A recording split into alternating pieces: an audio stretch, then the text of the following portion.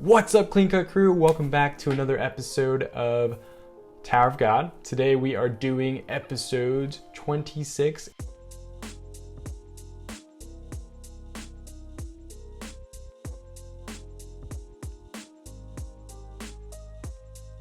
So last issue was really intense. I would say that the way it played out in the manhwa was a little bit better than the anime. Definitely a lot more brutal. Like the way that masked person kind of smacked the crap out of Bam was a lot more brutal than what happened in the anime. But basically the next round and the last and final round of the crown game was underway, and a lot of teams joined the fray, but this masked person just kind of murked everybody in like the span of like 12 panels or something. So Rachel's team kind of like stepped up and was defending Bam for some odd reason. Kind of a mystery at this point. But interesting thing that happened at the end was that while trying to protect Bam, the masked woman ended up trying to hurt Rachel, which made her have kind of like the face reveal, and then Bam was like, oh no, oh my god. So with having that information, Bam kind of like jumped in and tried to take a blow for Rachel, and it kind of ended us at like a cliffhanger where we see that the masked person attacked Bam, but some like weird black and white paneling happened, and then it kind of concluded with the masked person's mask being split in half. So hopefully we have another face reveal in this issue, and should be pretty good. All right, episode 26. Clang! Everybody's gasping, except for this guy. Even Leotard's gasping, and he has 2 moles now. What's going on? He also might work at REI. Ah! Oh dang. She's bleeding everywhere. Bam? Bam, hey, wake up. Bam! After that incident, the mysterious team that remained didn't take the crown. The crown game ended up without a winning team. After the game was over, 3 days of break were given to all those exhausted regulars. Oh, Kum's got a new fit on, okay. It was all for nothing. Leroy's walking around. I like this font. Test the director's room. Test director Yu, this is Leroy. May I come in? Yes, come in, Mr. Leroy. Now that we're sitting face to face, I can see that you're also very tall. Haha, well, because I was always with Evan Kale, I must have looked very small. Evan Kale is huge. Haha, true. Would you like a cup of coffee, Mr. Leroy? Oh, thanks. Wow, he's really into it. All that equipment. Oh dang, he does got a lot of equipment. I knew that he was a coffee maniac, but can you make something like that? Like a cafe latte? Of course, a latte is one of the basics. Just a second. Wow. This panel is interesting. Like, the fact that there's an espresso machine, and then just kind of having that outside view of Evan Kale's floor, it kind of makes me like wonder how modern of a time like Tower of God like takes place in. So, I wonder if we'll get more on that. Just a second. Cafe latte, instant coffee. Well then, he pours it. Why did you want to see me, Mr. Leroy? Was there a problem during the test? Yes. Oh, what problem? You already know. No, not really. The crown game ended without a winner. There was a team remaining in the end, but surprisingly, they gave up the crown. Oh, I see. Is something wrong with that? Please be honest, I already heard everything from Quant. The reason why you suggested the crown game. You wanted to send the 3 who ruined the other tests to the next floor quickly, but they chose not to. They won the game, but gave up the crown. Besides, one of the three was an acquaintance of a regular in our test. There's a rule that acquaintances can't take the test together, but you told me to do so. What was the real purpose of sending them here, Test Director Yu? Mr. Leotard, do you know why we gather all the regulars and test them? Well, isn't it to test if the regulars are qualified to go up the tower? No, it's not that. The reason we test them is because they have very dangerous powers. They come into the tower to fulfill their own desires, glory, money, power, or whatever else it is they want. But what if they desire something dangerous that's harmful to the world?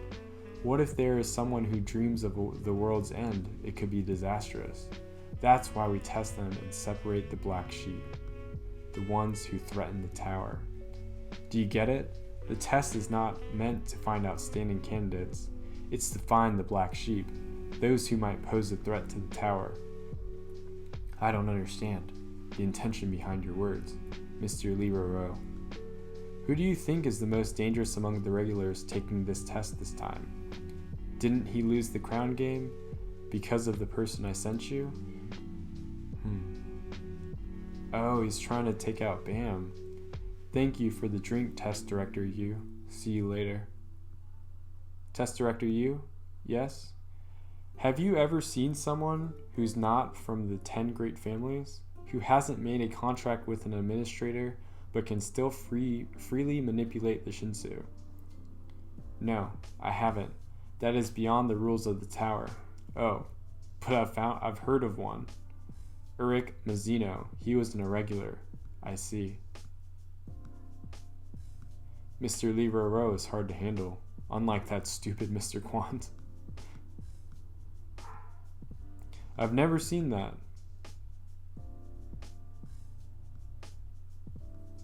Yeah, what happened there? Oh, her eye got cut. It wasn't manipulation of the Shinsu. It seemed as if the Shinsu attacked of its own volition. It wasn't that powerful, but the point is, the way he did it violates the rules of the tower. Will the boy awaken? Bam's so cute. Bam!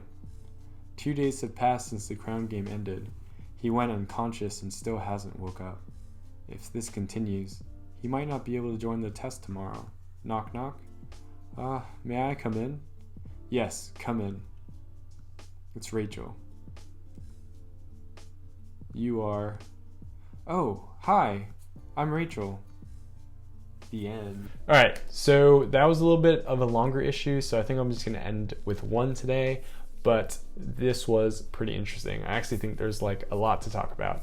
So one of the things that kind of like interested me in the manhwa was the fact that there's a lot more detail, of course, but the way they animated the scene when Bam kind of activates his Shinsu was completely different in the anime. Like, the way it happened in the anime was almost like, I don't know, like Naruto activating, like, what is his name?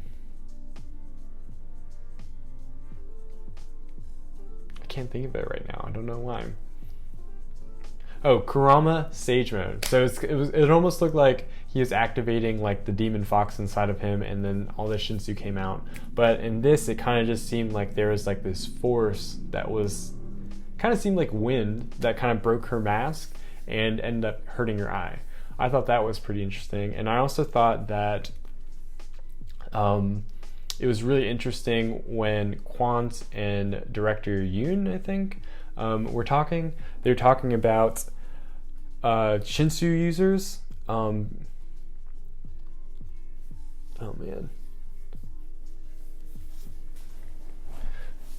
I also thought that there was some pretty interesting information with the conversation between Lee Ro and director Yoon.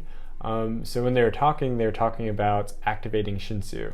And one of the things that they said in the conversation was that, hey, like, have you ever heard of any families able to use Shinsu like without being one of the 10 great families? Or that was pretty much the information, was like, did you know of anybody with a contract with Shinsu that weren't part of the 10 great families?